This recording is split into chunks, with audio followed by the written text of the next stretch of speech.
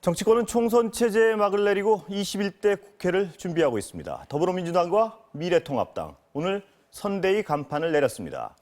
더불어민주당은 화기애애한 분위기 속에서도 겸손한 모습을 보이려는 노력이 엿보인 반면 미래통합당, 사실상 당이 마비 상태에 빠졌고 누가 어떻게 이 사태를 수습할지 논의를 시작하는 것조차 버거워 보입니다. 180석 대 103석, 여야의 엄청난 의석수 차이, 그리고 더욱 좁아진 소수정당의 입지. 새로운 조건 속에서 다음 달 문을 열 21대 국회는 어떤 모습일지 전문가와 함께 예상해 보겠습니다. 오늘 정치 와우장룡 최창렬 용인대 교수, 김민전 경희대 교수와 함께하겠습니다. 안녕하세요. 네, 안녕하세요. 안녕하세요. 문재인 대통령이 어제 총선 결과에 대한 입장을 밝혔습니다. 청와대 대변인이 전달해줬는데요. 이거부터 듣고 가시죠. 위대한 국민의 선택에 기쁨에 앞서 막중한 책임을 온몸으로 느낍니다. 국민들께서 선거를 통해 보여주신 것은 간절함이었다고 생각합니다. 결코 자만하지 않고 더 겸허하게 국민의 목소리에 귀를 기울이겠습니다. 자, 바짝 엎드리고 있습니다. 여당은 어떻습니까? 이거 네. 당연하겠죠? 네, 그렇습니다. 겸손을 예. 외치고 있는데요.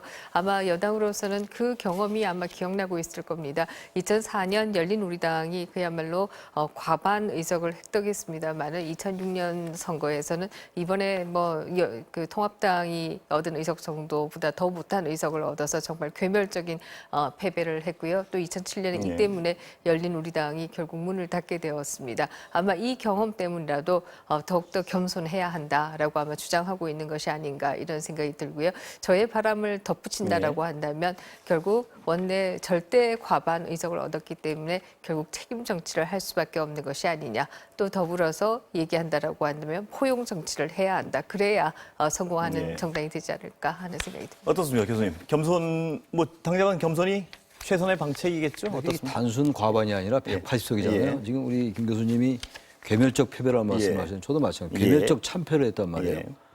우리 정당 사상 이렇게 의석 차이가 나는 거 없어요. 과거에 이승만 정부 때인가 그때는 있었는지 모르겠어요. 4대 5대 때 잘 기억은 안 나는데 어쨌든 제가 쳐들은 이유는 처음이거든요.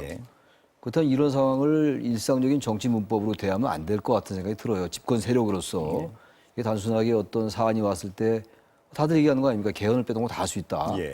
근데 그런 관점으로 이 정국을 운영한다면 다른 때 같으면 집권당으로서 할 수 있는 얘기도 바로 상황이 이렇게 됐기 때문에 바로 언론이나 야당, 국민들도 교만해졌구나라고 그렇게 볼 수가 있기 때문에. 정부 여당도 말입니다. 아직까지, 오늘 첫날이니까요. 네. 아직까지는 굉장히 엎드리는 모습인 것 같습니다. 이제 첫날이니까요. 그렇기 때문에 그런 것들을 의식하지 않으면 정말 어려움에 처할 수 있다. 아까 제가 봤는데 정청래 의원이 언뜻 그 얘기를 하더라고요.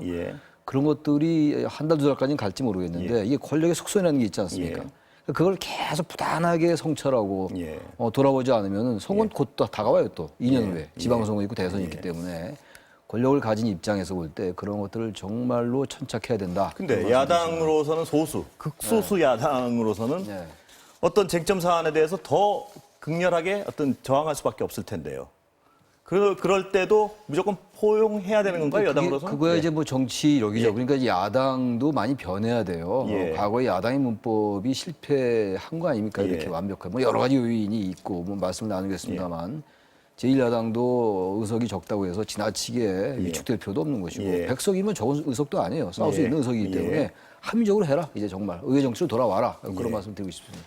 쟁점 법안, 같은 질문 드리겠습니다. 쟁점 법안에서 야당이요, 만약에 어떤 소수자 있기 때문에 더욱더 저항할 때 어떻게 해야 됩니까? 그럼 여당은 이 힘을 가지고 있고. 사실 야당으로서는 굉장한 딜레마에 봉착할 수밖에 없습니다. 이유는 뭐냐라고 하면 수적으로도 사실 의회 민주주의라고 하는 게 수의 논리가 크게 작동하고 있는 것은 사실입니다. 이렇기 때문에 수적으로도 밀리고 있는 것은 사실이고요. 또 다른 한편에 있어서 극렬 저항을 하는 경우에 있어서는 이것이 또 선진화법에 위배될 가능성이 매우 커요.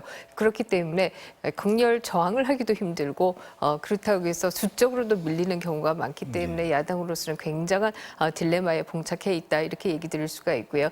그럼에도 불구하고 여당이 본인들이 힘이 있다고 해서 원하는 것을 다 하고 그것이 국민 다수의 의견과는 다른 것이라고 한다면 그런 경우에 있어서는 정부 여당과 국민이 직접 대결하는 경우로도 갈 수 있다 이렇게 말씀드릴 수가 있고요. 그것이 바로 우리가 광우병 사태 당시에도 그 당시에 여당이 엄청나게 힘 있는 여당이었습니다. 그럼에도 불구하고 왜 광우병 사태 같은 게 나타났었냐라고 한다면 바로 국민을 제대로 설득하지 못했기 때문이다 이렇게 얘기 드릴 수가 있고요. 그렇게 본다라고 하면 한편에 있어서는 원내 정치도 중요하지만 얼마나 국민 다수의 의견을 또 잘 받드느냐 이것도 또 여당의 몫이다 이렇게 말씀드리겠습니다. 예. 그러면 여기서요.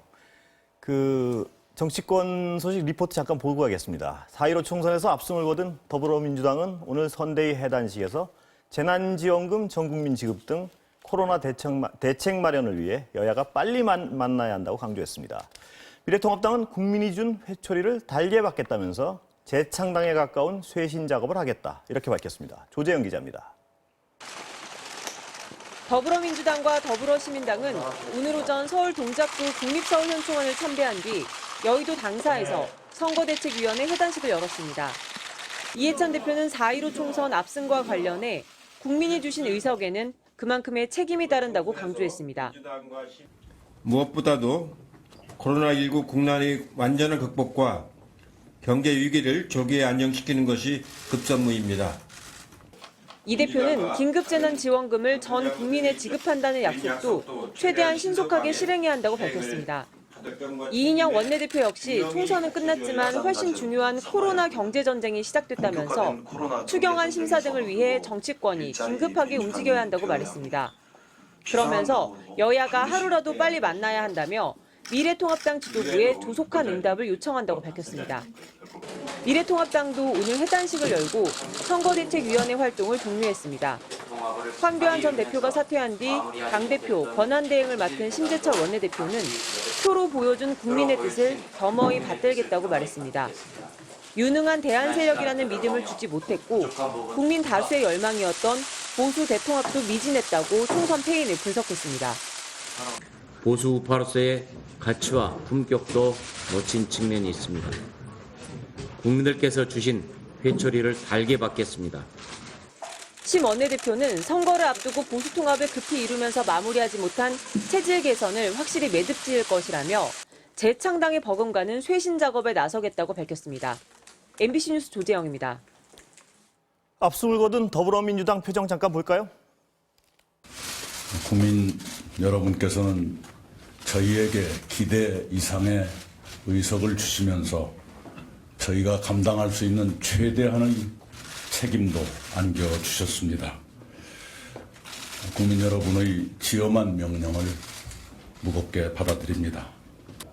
우리 국민들께서 저희에게 주신 책임을 이행하려면 국민의 뜻을 모으고 야당의 협조를 얻어야 합니다.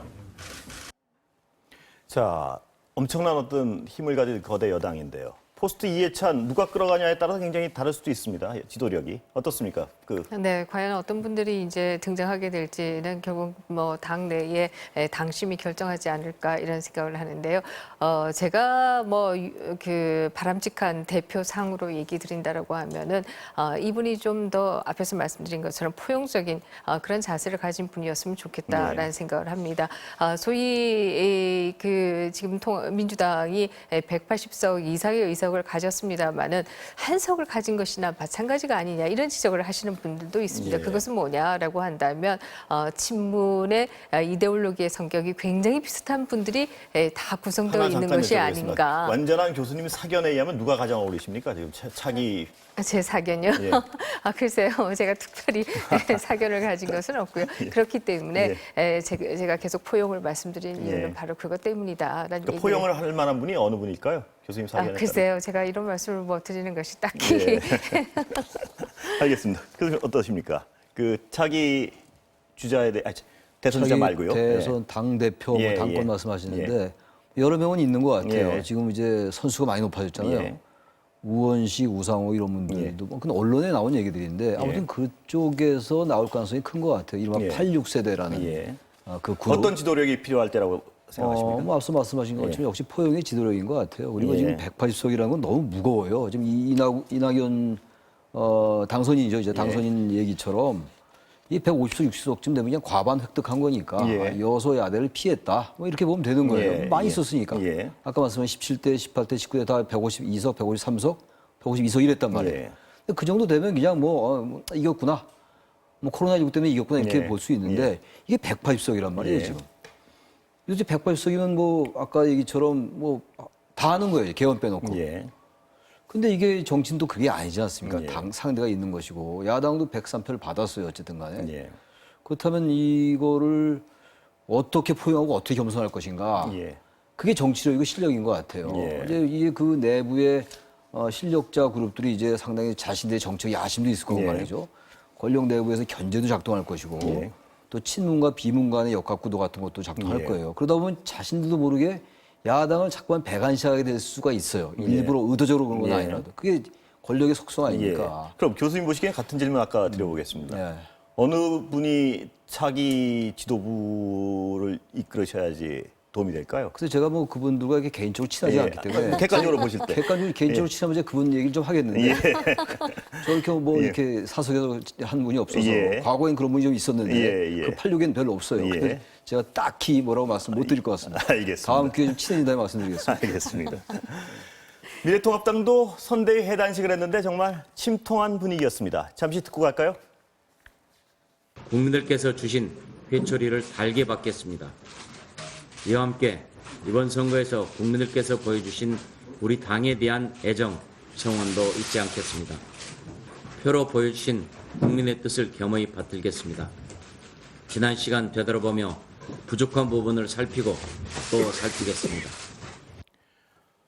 최창렬, 황교안 이제 전 대표군요. 불참했고요. 김종인 위원장도 안 왔습니다. 통합당은 지금 당 마비 상태라고 하는데, 자 어떻게 재건해야 됩니까? 보시죠. 네, 뭐 굉장히 어려운 것은 사실입니다. 소위 지도자급이라고 얘기할 수 있는 분들이 이번 선거에서 대거 낙선을 했기 때문에 예. 과연 원내 지도부로 가도 되는가 이 부분에 대한 고민도 있을 것이고요. 또 이 원내대표를 어떻게 가야 되는가 이 부분에 대해서도 상당히 고민들이 있는 것은 사실입니다. 그럼에도 불구하고 일단 8월에 전당대회가 예정되어 있기 때문에 당헌 당규를 고치지 않는 한 8월까지는 비대위 체제로 가지 않을까 이런 생각이 예. 들고요. 이 비대위 체제에서 그러면 비대위원장을 어떻게 갈 것이냐 이것이 이제 가장 중요한 문제 중에 하나일 것이고 또 비대위가 중심이 되어서 당을 혁신할 수밖에 없다 이런 차원에서도 비대위를 누가 이끌 것인가에 대해서 그 문제가 굉장히 예. 중요하다 이렇게 볼 수 있는데요. 예. 일각에서 나온 뉴스를 보면 황교안 대표가 사퇴하기 이전에 김종인 위원장에게 비대위를 맡아달라고 하는 얘기를 했다 예. 이런 얘기도 있는데 과연 당 내에서 그것을 바람직하게 생각할 것인가? 당내는 그 교수님 생각은 어떠십니까? 김종인 바람직합니까? 위원장의 약점이라고 한다면 어찌됐든 뭐 이 선거 전체에 대한 책임은 없겠지만 예. 이 선거의 패배의 한 뭐 일각을 담당했다라고 하는 게 약점이다 이렇게 예. 얘기할 수 있을 것이고요. 이 때문에 원외에서 온다라고 하면 과연 어떤 분이 올 것이냐, 예. 또 온다라고 하면 누가 올 것이냐. 예. 그러나 또 한편에 있어서는 김종인 위원장의 약점도 있지만 강점도 있습니다. 예. 사실 원외에서 그냥 명망가라고 해서 왔을 때 당에 대해서 잘 모른다는 것이죠. 예. 또 무엇을 개혁해야 될지 잘 모른다는 것입니다. 뿐만 아니라 코로나 이후에는 또 경제적인 이슈들이 굉장히 중요해질 텐데 그러한 경우에 있어서 경제를 아시는 분이 하는 게 좀 좋지 않느냐 예. 이런 의견도 있어서 결국 어떻게 모여갈지를 좀 지켜봐야 되지 않을까 싶습니다. 어떻습니까? 저는 김종인 위원장의 여러 강점에도 불구하고 일단 이제 새로운 리더십이 필요할 리더십 것 필요하다. 같아요. 예. 근데 너무 없죠 지금. 어떤 예. 보도 보니까 안철수 뭐 대표 전 대표 예. 얘기도 나오던데 저는 예. 뭐 그건 적절치 않다고 생각하고 황교안 대표는 뭐 일단 이제 물러났고 말이죠. 예. 김종인 위원장은 또 홍준표 대표의 컴백은 어떻습니까? 저는 홍준표 대표는 뭐 컴백할 것 같고요. 예. 근데 홍준표 대표가 당선된 다음에 이제 세월호 관련 발언을 했더라고요. 예. 근데 그런 그 세월호 관련 발언은 좀 이렇게 비판적으로 했어요. 예. 어제가 예. 세월호 이제 4주기였지 않습니까? 예. 저는 그런 부분들을 여전히 얘기가 좀 다른 얘기입니다만 세월호 6주기. 예. 통합당에 대한 이번 선거는 민주당의 압승입니다. 물론 예, 압승인데 민주당이 잘해서라기보다는 예. 최악의 그러니까 차악을 선택한 거거든요. 예. 그게 뭡니까? 통합당에 대한 응징이라고 생각해요. 저는. 예. 그러니까 통합당이 보수 세력인데 합리적 보수에 대한 응징이 아니고 예. 수구적인 점에 대한 응징이거든요. 예. 근데 홍준표 대표는 뭐 수구적이라는 말씀이 아니라 적어도 당선되고 나서 여권만 겸손해야 되는 게 아니라 야권은 더욱더 겸손해야 되는 거거든요. 예. 응징을 받고 비판을 받고 심판을 받은 세력 아닙니까? 물론 이제 홍준표 전 대표는 무소속으로 나왔지만 사실상의 뭐 통합당 멤버 아니겠어요.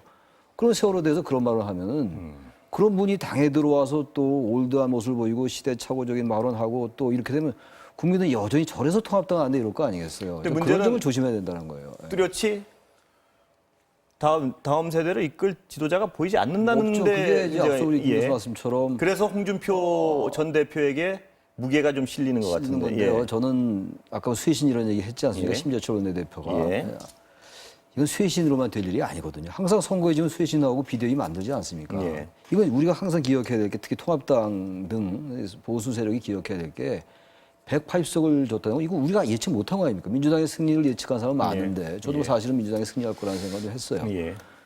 다 예측이 또 틀린 거거든요. 그만큼 국민들의 심판이 엄중하고 절묘하고 무섭다라는 거거든요. 그렇습니다. 그렇다면 통합당은 정말 과거와는 다른 패러다임을 이 상황을 봐야 돼요. 예. 이름이 난 사람이 있고 무슨 비대위원장 이런 건 안 되는 거예요 이제. 예. 김세현 의원이 그때 총선 불출마 선언하면서 통합당에 해체라 이런 말 하잖아요. 자, 당권의 문제는 그런데요. 홍준표 전 대표는 당권은 관심 없다. 차기 대권에 나가 뭐 이런 식으로 얘기를 했습니다. 대권 문제는 뭐 오래 길게 남지도 않았습니다. 한 2년인데 야당에 홍준표 전 대표가 뭐 당연히 대권에 도전을 하겠죠. 그러니까 당권에 관심 없단 말을 벌써 했지 않습니까? 그러니까 아무튼 뭐 홍준표 이제 당선인도 야권에는 대단히 소중한 자산이죠.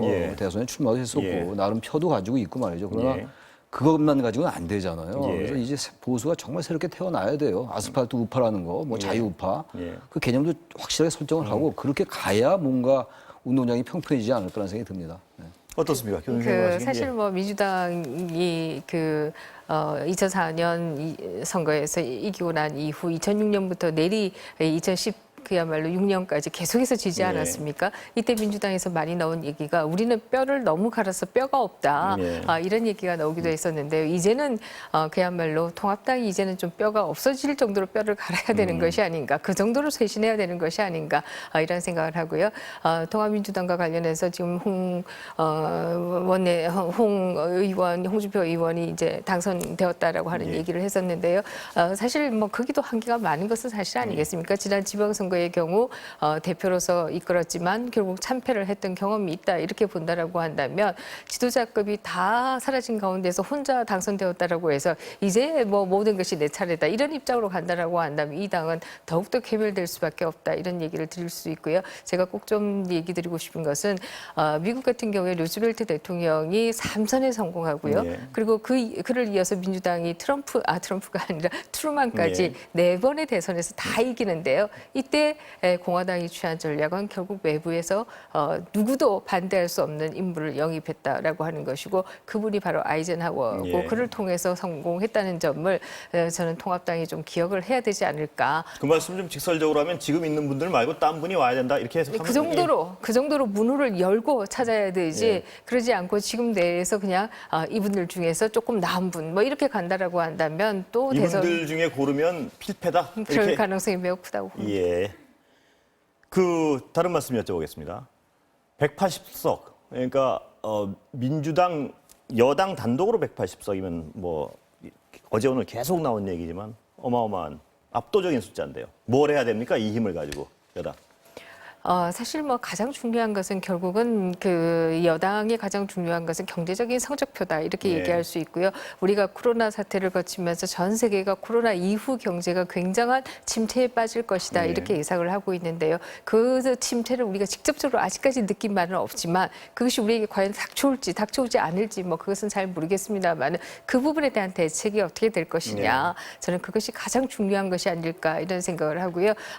또 나아간다라고 한다면 한국 경제가 어떻게 앞날을 개척해 나갈 것인가. 특히 코로나 이후에 전 세계적으로 나타나고 있는 트렌드 중에 하나는 기업들을 외국에 나갔던 기업들 다 자기 나라로 불러들이겠다라고 하는 것 아니겠습니까? 미국이나 독일이나 유럽 같은 경우에도 지금 그렇게 소위 리쇼링 해라라고 하는 게 주로 움직입니다. 이렇게 봤을 때 우리의 경우에는 문재인 정부 들어오고 나서 굉장히 해외로 자본이 많이 유출되었고 자본의 유출이라고 하는 것은 일자리의 유출이다. 이렇게 얘기할 수 있는데 이것을 어떻게 많이 국내로 자본이 들어오게 할 수 있겠는가 이런 분들 역시도 이것이 결국 일자리를 만드는 것이기 때문에 이런 과제를 어떻게 해내겠는가 이것이 중요하다 이렇게 생각합니다. 교수님 가장 강조하신 건 경제고요. 나머지 그렇습니다. 개혁 입법, 예를 들면 검찰 개혁이나 뭐 이런 부분에 대해서 어떻게 해야 되나요? 제가 사실 그 통합당이 공천이 있고 난 이후에 어디서 평가한 것 중에 하나가 수술에는 성공했지만 환자는 돌아가셨습니다. 예. 이런 경우가 생길 수 예. 있다. 왜냐하면 통합당의 경우에는 그 공천 과정에서 굉장히 많은 의원들을 예. 잘라내고 새로운 인물들을 공천했지만 이것이 곧 성공을 보장하는 것은 아니다. 이런 얘기를 한 예. 바가 있는데요. 또 마찬가지가 될 가능성이 있다. 이렇게 얘기 드릴 수 있을 겁니다. 지금 180석의 의석을 얻었다라고 하지만 이것이 2년 후에도 또 성공한다라고 하는 것을 보장하는 것은 아니다라는 예. 말씀을 드리겠고 열린우리당의 실패의 가장 핵심적인 원인이 됐던 것 중에 하나가 소위 4대 개혁 입법 아니었습니다. 예. 국보법의 폐지 이런 것들이 그 안에는 들어가 있었는데요. 그것이 결국 민심과 달라졌기 때문이다 예. 이렇게 얘기 드릴 수가 있고요. 검찰 개혁이나 사법 개혁이 필요하다라는 것은 인정하지만 예. 그것이 특정인에 대한 보복이라든지 특정 기관에 대한 보복으로 비친다라고 하면 실패할 가능성이 있다 이렇게 생각합니다. 잘 알겠습니다. 교수님 생각은 어떠십니까? 이 압도적인 힘을 어디다 중점적으로 써야 됩니까? 우리 사회가 다시 촛불을 얘기한다면 예. 촛불을 왜 들었을까요? 박근혜 정권 예. 그리고 국정농단에 대한 이제 심판의 의미가 컸지만 예. 뭐 다들 말씀하시는 겁니다만 한국 사회에 뭔가 구조적인 모순이 있다. 예. 그걸 고쳐달라는 거였잖아요. 예. 근데 문재인 정권이 들어섰습니다. 예. 근데 적폐 수사는 의미가 있다고 봅니다. 예. 저는 적폐 수사하고 그리고 이제 여야의 아주 첨예한 대결로 갔고 말이죠. 예. 그리고 생각나는 건 패스트트랙 정국이었어요. 예. 그리고 선거에 들어왔단 예. 말이에요. 그리고 이제 검찰 개혁, 조국, 예. 서초문 광화문 대립 뭐 이런 거였잖아요. 예. 근데 어쨌든 간에 국민들이 바라는 건 뭔가 이 사회가 좀 공정해져라 이런 예. 거 아닙니까? 예. 다들 하는 얘기가 뭐 기회는 뭐 평등하고 예. 뭐 결과는 공정하고 뭐 이런 얘기 하잖아요. 결과는 정의롭고. 근데 그게 잘 안 되고 있잖아요, 지금. 예. 근데 그런 상황 속에서 통합당은 대단히 수구적인 모습을 보이면서 국민들은 거기에 응징을 했다 이런 얘기거든요. 예. 민주당에 대한 점수 줬다기보다는 물론 민주당의 승리고 코로나19에 예. 대한 긍정평가 중요했습니다. 예. 중요했습니다만 그때는 이제 180석이 얻었으니까 그야말로 개헌 빼놓고 다 할 수 있는 권력을 가졌다면 예. 입법 권력 있죠. 예. 행정 권력, 지방 권력 다 가졌어요. 예. 어마어마한 막강한 권력이에요. 예. 그렇다면 이 권력을 정말 한국 사회의 불평등을 완화하고 예. 빈부격차 해소하고 말이죠. 예. 전관예우 같은 거 그대로잖아요. 예. 낙하산 인사 안 없앴지 않습니까? 예. 그런 거 없애라 이런 얘기예요. 이런 막강한 힘을 가지고. 그러면 다음 대선 이길 수 있죠. 근데 자. 그렇지 않고 예. 여전히 이 어마어마한 권력을 즐긴다, 향유한다? 구체적으로 좀 지적하면 뭐가 어느 부분이 있을까요? 이 한국 사회 불평등이나 구조적 모순을 표면적으로 보여주는 현황 중에 가장 뭐가 있을까요? 뭘부터 해야 되나요? 아주 뭐 우선, 너무 예. 이건 디테일, 예. 갑자기 그 예, 말씀을 예, 하시니까 예. 생각이 잘 안 나는데 낙하산에서 없애야죠. 예를 들어서 아니 권력을 잡으면 왜 자꾸 전부 그 하나의 예. 그 뭡니까 전리품으로 다 나눠줍니까? 그런 거 예. 하지 말자는 거 아니에요, 국민들. 예. 그 기관에서 있던 사람들이 돼야죠. 예. 이번에 또 하나 제가 이제 저건 지켜보려고 그러는데 이번에 이제 공천 못 받은 분들이 있어요. 예. 야권은 뭐 이제 권력이 없으니까 예. 정치적 리소스가 없으니까 여권에서 공천 못 받은 분들 또 무슨 자리 하나 주고 이분들한테 어떻게 보상을 하는지 그런 거 하지 말라 이런 예. 얘기예요. 장관 자리나 턱 하나씩 주고 기관장 주고 이런 거는 과거와 뭐가 다르냐면 그런 거 하지 않고 예. 그리고 이 어마어마한 권력 가졌다. 국민들은 그 권력을 존중하겠죠. 예. 근데 과연 그렇게 할 수 있을지 지켜보겠다는 얘기입니다. 그동안 여당이 추진해오던 어떤 소위 말하는 개혁 법안들에 대해서 어떻게 생각하십니까? 그 검찰 개혁이랄까? 예. 검찰 개혁은 이미 법안이 다 된 겁니다. 예. 공수처 예. 법안도 만들어졌고 어떻게 진행해야 될까요? 그거는 예, 그냥 그리고 이제 검찰 공수처에 관련된 건 만들어졌고 검경수사권 조정은 이제 예. 법안이 개정이 됐고 예. 검찰청법 이런 거 예. 개정됐잖아요. 형사소송법도 개정됐고 그러니까 이런 것들은 국회가 할 일을 한 겁니다. 그리고 예. 이제 행정부로서는 거기에 이제 세부적인 사항들을 보완해 나가야 되겠죠. 시행령 같은 거 그렇게 해 나가는 거죠. 법 절차에 따라서 그리고 야당을 최대한 존중하고 예. 제1야당도 과거의 패러다임을 좀 벗고 이렇다면 우리 의회의 정치를 좀 복원하는 그런 데 사용해라 큰 힘을. 예. 그냥 강자가 더 베풀면 더 쉽게 포용할 수 있거든요. 예. 그런 생각이 좀 듭니다. 그 사법개혁과 관련해서 예. 말씀드리면 지난 사법개혁을 패스트트랙으로 통과시킬 그 당시에 하지 않은 일이 있습니다. 예. 그것이 뭐냐라고 한다면 이 정부에서 약속했던 바이지만 하지 않은 것이 바로 경찰개혁 부분이다 이렇게 얘기 드릴 수가 있고요. 경찰개혁과 관련해서 소위 경찰개혁이요. 수사 경찰과 정보 경찰을 분리하겠다. 지키겠다라고 하는 약속을 한 바가 있는데요. 예. 그것은 아직 법안으로 통과된 바가 없어요. 예. 그런 부분들도 바로 보완해야 될 부분이다. 이렇게 얘기 드릴 수가 있고요. 공수처와 관련해서도 공수처가 연관된 기관들의 수사를 다 보고받는다든지 이것이 과연 바람직하냐라고 하는 논쟁이 굉장히 많은 예. 게 사실인데요. 거기에 대해서도 국민의 의견을 좀 모아야 되지 않을까 하는 생각을 합니다.